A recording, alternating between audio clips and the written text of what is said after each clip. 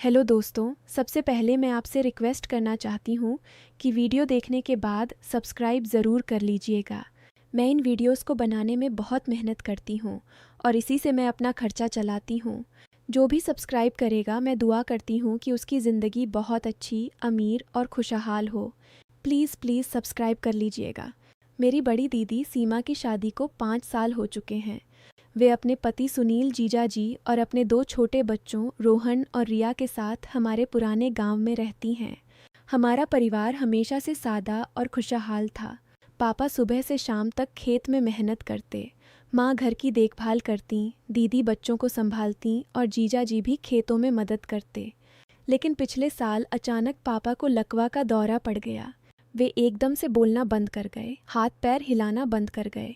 हम सब हैरान और परेशान हो गए। तुरंत उन्हें पास के अस्पताल ले गए। डॉक्टर ने कहा कि दिमाग का एक हिस्सा प्रभावित हो गया है, इलाज लंबा चलेगा और खर्चा बहुत ज़्यादा आएगा। हमने गांव के साहूकार श्यामलाल से 2 लाख रुपये कर्ज लिए। उन्होंने पैसे दिए लेकिन ब्याज बहुत भारी था। अब 3 महीने बीत चुके हैं और कर्ज बढ़कर 3 लाख से ज़्यादा हो गया है। श्यामलाल कहता है कि अगर हम पूरे पैसे नहीं लौटाएंगे तो वह हमारे छोटे से मिट्टी के घर और 2 बीघा खेत को अपने नाम कर लेगा। दीदी इस चिंता में दिन रात रहती है।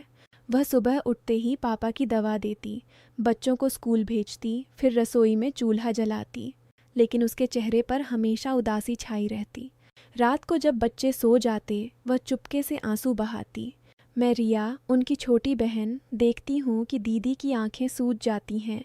मैं उसके पास बैठकर कहती, दीदी चिंता मत करो, सब ठीक हो जाएगा। लेकिन दीदी कहती, रिया पापा की हालत देखकर दिल दुखता है। अगर घर चला गया तो बच्चों का भविष्य क्या होगा। जीजा जी भी थक चुके हैं। वे सुबह 4 बजे उठकर खेत जाते, शाम को लौटते, लेकिन सूखे की वजह से फसल खराब हो गई। एक दिन जीजा जी ने कहा, सीमा मैं और मेहनत करूँगा। लेकिन दीदी ने जवाब दिया, सुनील तुम पहले से ही दिन रात मेहनत कर रहे हो।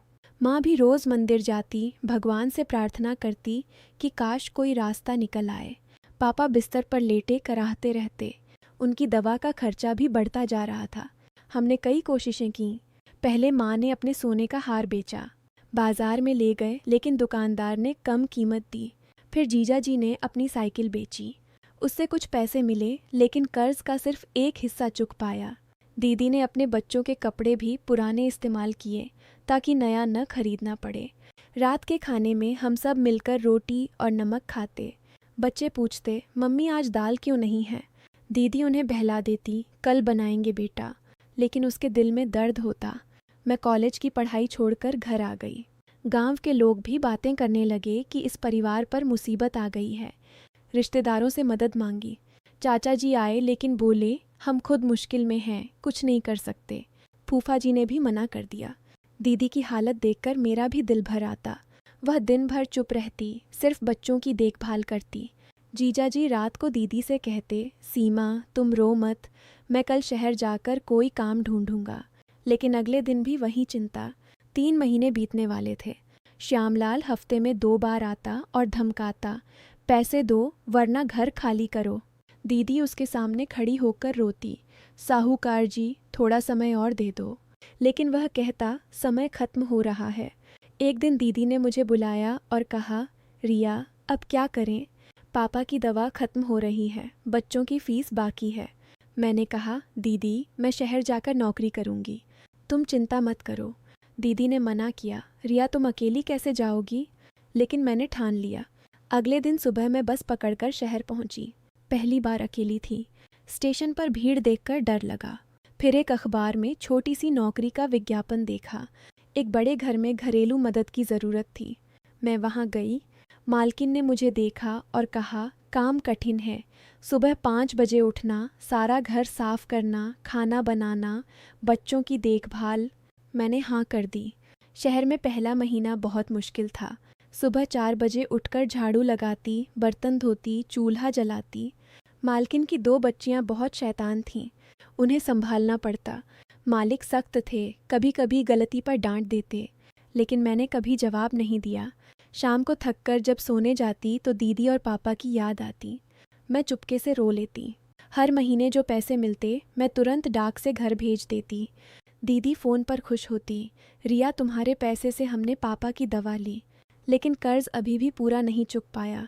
एक दिन मालकिन ने मेज़ पर पैसे छोड़े और बाहर चली गईं। मैंने गिना तो देखा कि कुछ नोट ज़्यादा थे। मन में ख्याल आया कि ले लूँ तो कर्ज चुक जाएगा, लेकिन फिर पापा का चेहरा याद आया। उन्होंने हमेशा ईमानदारी सिखाई थी। मैंने पैसे वापस रख दिए। जब मालकिन लौटी तो मैंने कहा, ये पैसे ज़्यादा थे। उन्होंने हैरान होकर कहा, तुम बहुत ईमानदार हो। उन्होंने मुझे बोनस दिया, लेकिन फिर भी कर्ज के लिए काफ़ी नहीं था। दूसरा महीना बीता, अब सिर्फ 15 दिन बचे थे। मैं घर लौट आई। दीदी ने मुझे गले लगा लिया। पापा की हालत और ख़राब हो गई थी। जीजा जी ने कहा, रिया तुमने बहुत मेहनत की, लेकिन अभी भी कमी है। श्यामलाल ने आखिरी नोटिस भेजा कि कल तक पैसे दो वरना कल सुबह घर खाली करो। दीदी रात भर जागी रही। वह बच्चों को चूमती रही और फुसफुसाई, मम्मी तुम्हें कुछ नहीं होने देगी। मैं भी दीदी के पास बैठी रही। हम दोनों रोए। माँ ने कहा, भगवान पर भरोसा रखो, लेकिन दिल में डर था। सुबह उठकर हमने सामान बांधना शुरू किया। बच्चे रो रहे थे, हमारा घर छूट जाएगा। जीजा जी चुप थे, लेकिन उनकी आंखें नम थीं। ठीक उसी वक्त श्यामलाल की पत्नी हमारे घर पहुंची। वे बहुत बीमार थीं, तेज बुखार, शरीर कांप रहा था। श्यामलाल बोला, गांव में डॉक्टर नहीं है, अस्पताल दूर है, कृपया मदद करो। दीदी ने तुरंत उन्हें अंदर बुलाया। मैंने नानी की पुरानी नुस्खा याद किया। ठंडे पानी से शरीर पोंछा, हल्दी वाला दूध बनाया और रात भर उनके पास बैठी रही। दीदी भी मदद करती रही। सुबह होते ही उनकी तबीयत सुधर गई। श्यामलाल की आंखों में आंसू थे। उन्होंने कहा, तुम लोगों ने मेरी पत्नी की जान बचा ली। मैंने कभी नहीं सोचा था कि तुम इतने दयालु होगे। फिर उन्होंने एक पुरानी बात बताई। 20 साल पहले जब मेरे बेटे को नदी में पानी बहा ले गया था, तब तुम्हारे पापा ने अपनी जान जोखिम में डालकर उन्हें बचा लिया था। मैंने कभी शुक्रिया नहीं कहा। आज तुम्हारी ईमानदारी और मदद ने मुझे याद दिला दिया। मैं तुम्हारा पूरा कर्ज माफ़ करता हूँ और पापा के इलाज के लिए 5 लाख रुपये भी दूंगा। हम सब हैरान रह गए। दीदी रोने लगी, लेकिन खुशी के आंसू थे। जीजा जी ने श्यामलाल के पैर छुए। माँ ने भगवान को धन्यवाद दिया। पापा की आंखों में भी चमक आ गई। बच्चों ने ताली बजाई। श्यामलाल चले गए तो हमने मिलकर घर सजाया। अगले दिन डॉक्टर आए। पापा की दवा शुरू हुई। धीरे धीरे पापा बोलने लगे। फसल का मौसम आया, बारिश हुई, अच्छी फसल हुई। जीजा जी ने खेत में नई फसल बोई। दीदी फिर से हंसने लगी। बच्चे स्कूल गए। मैंने फिर से कॉलेज ज्वाइन किया। रात को जब सब सो जाते, दीदी मुझे कहती, रिया तुमने और तुम्हारी ईमानदारी ने हमारा घर बचाया। मैं कहती, दीदी ये सब भगवान की कृपा और पापा की सिखाई ईमानदारी का फल है। अब हमारा परिवार फिर से खुश है। पापा पूरी तरह ठीक हो गए। जीजा जी ने नया कुआं खोदा। माँ रोज़ मंदिर में प्रसाद चढ़ाती है। श्यामलाल भी कभी कभी आते हैं और पापा से पुरानी बातें करते हैं। दोस्तों, इस कहानी से हमें सीख मिलती है कि मुश्किल समय में भी अगर हम ईमानदारी और दूसरों की मदद करते रहें तो मुसीबतें खुद ब खुद दूर हो जाती हैं। लालच या झूठ से कभी कुछ अच्छा नहीं होता। सच्चाई और दया का रास्ता हमेशा सही होता है। अगर आपकी भी कोई मुश्किल है तो हार मत मानना। मेहनत करो, ईमानदार रहो और दूसरों की मदद करो। भगवान सब ठीक कर देंगे। अब मैं आपसे फिर रिक्वेस्ट करती हूँ कि अगर आपको ये कहानी अच्छी लगी हो तो लाइक और शेयर ज़रूर करें और चैनल को सब्सक्राइब कर लें ताकि ऐसे और भी नैतिक कहानियाँ आप तक पहुँच सकें। आपकी दुआओं से मैं और बेहतर कहानियाँ लिख पाऊँगी। धन्यवाद दोस्तों, मिलते हैं अगली कहानी में। तब तक खुश रहिए, स्वस्थ रहिए